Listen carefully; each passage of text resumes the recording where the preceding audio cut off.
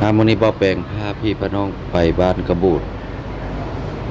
ก็สิไปก็มาถ่ายครัวให้พี่น้องเห็นก่อนพี่น้อง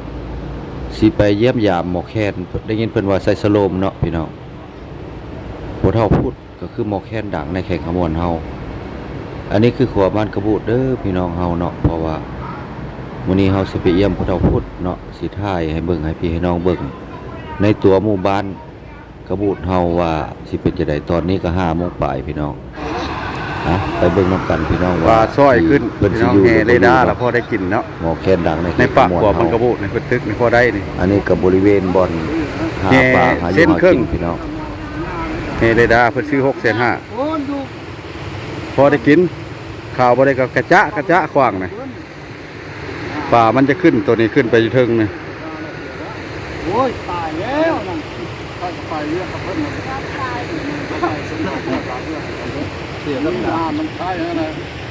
แต่เมียมันสังเลยรู้จักคนละ ห้วยบัดกระบุเชียงแหวนเมืองตะแขกขมวนมาหากินมื้อนี้พี่น้องกลับบ้านก็เด้อพี่น้องเฮาไปทีมงานเฮาก็ขึ้นเมื่อละไปพี่น้องอันนี้ว่าปากทางขึ้นทางขึ้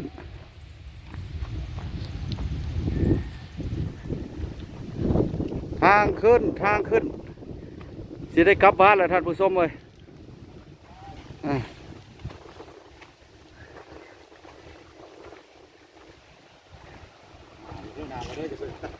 กลับบ้านมามื้อนี้ก็ถือว่าพอได้อยู่ได้กินพี่น้องเอาฮะ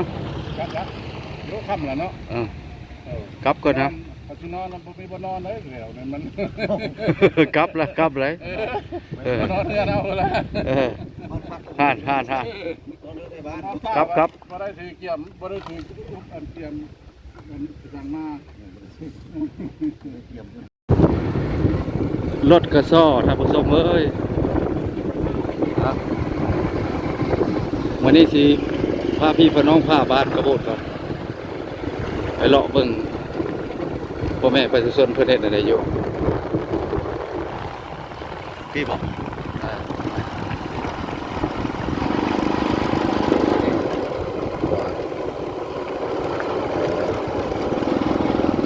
ส่วนมากผมอยู่เพื่อนเนาะยามแดงเกี่ยวข้าวเกี่ยวน้ำ เริ่มหิวแล้ว แล้วเกี่ยวข้าวเกี่ยวน้ำเห็นเนาะ รถตัวนี้มันหลบแห้งแล้ว แห้งแล้วมันไปบ่จากได้แล้วเนี่ย ช้อนโซแห้งบ่จากได้แล้วก็ไม่เท่าฝนตกอย่างเนาะตอกข้องหมูก็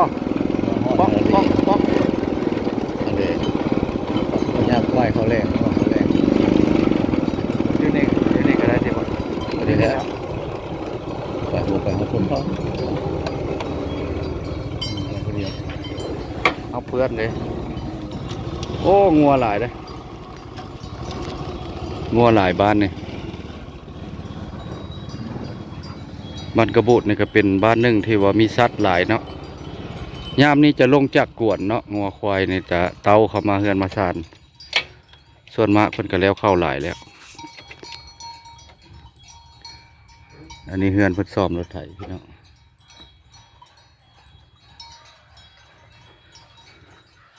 หลังนี้ก็แม่นเฮือนผู้เฒ่าพุทธนี่เพิ่นผู้เฒ่าพุทธเฮือนหมอแคนเนาะโด่งดังเข้าไปเยี่ยมพยาบาลก่อน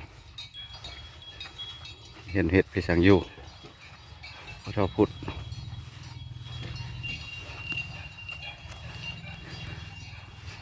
เห็ดเพียงน้อผู้เฒ่าเพิ่นอยู่เพื่อน80 ปลายแล้วพี่น้องเพิ่นอายุเห็ดยังผู้เฒ่าเห็ดยังเอาน้ำขึ้นโอ้ได้เอาบ่โอ้เป็นอะไรอยู่ดีมีแห้งอยู่บ่ก็บ่ยินดีปานใดละเอาน้ำขึ้นได้สะพุยนี่โดยเพิ่งแล้วลูกหลานบ่ได้มายามเนาะโดยโอ้บ่ได้มามื้อนี้เรามาตึกป่าเลยมาแว่กระเทินได้เข้ามาแล้วมาแว่ถามข้าวยินดีเยอะวันนี้เอาเข้าชโลมโดยสุขภาพคนเฒ่าเนาะมีแต่แบบอากาศเปลี่ยนแปลงก็ระวังเฮาเบิ่งคนเฒ่ามันสมกับมัน เฮาเฒ่าแล้วมันก็มันสุขภาพมันก็ นั่นนะ เป็นหวัดเป็นไอยามหนาวเนาะพ่อเฒ่าใกล้พ่อเฒ่าหมดบ่นี่ ไก่พุ่นเด้อ ใกล้ไทบ้านเนาะอ๋อพ่อเฒ่าบ่ได้สานคล้องบ่ ช้าหน่อยท่านเลย บ่โดยเพชรเอ้ยเข้ามายามพ่อเฒ่าก่อนพ่อเฒ่าเพิ่นสานคล้องอยู่เพิ่นเฮ็ดได้น้ำเนาะมื้อนี้บ่าวแปลงมาเฮือนพ่อเฒ่าพุทธพี่น้องเนาะมื้อนี้ล่ะคือลืมขาตั้งกล้องเนาะสิบ่ได้เห็นหน้าบ่าวแปลงนี่ขาตั้งกล้องพ่อเฒ่าเพิ่นได้น้ำเพิ่นสานคล้อง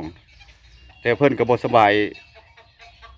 มา 2-3 มื้อแล้วเป็นหวัดเพิ่นว่าแต่มาหาพ่อเฒ่าพุทธเฮามามื้อนี้มาบัดกระบุดเฮา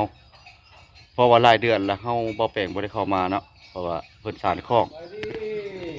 นี่คล้องเพิ่นสานนี่พี่น้องเพิ่นก็80ปลายแล้ว89 90เลยเด้พี่น้องเอ้ย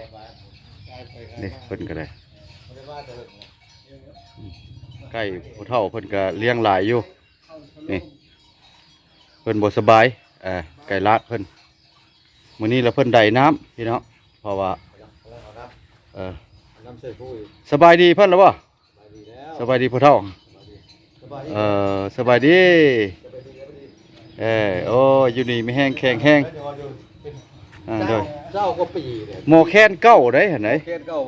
ผู้นี้ละนักฮ้องผู้นี้ นักห้องเก่า นั่งห้องรุ่นกระแซดพุ่นละรุ่นอาจารย์คำผุย บอกแก้ว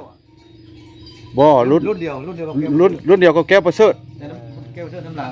แก้วประเสริฐน้ำหลังหมอนี้นี่นั่งห้อง เอามาประกวดแล้วก็ แต่ว่าเขาชื่อหมดเพราะว่าเจ้าเป้าแคนเจ้าเคยไปอันเป้าแคน ตื่นนั่นแหละ ให้เจ้าชื่อ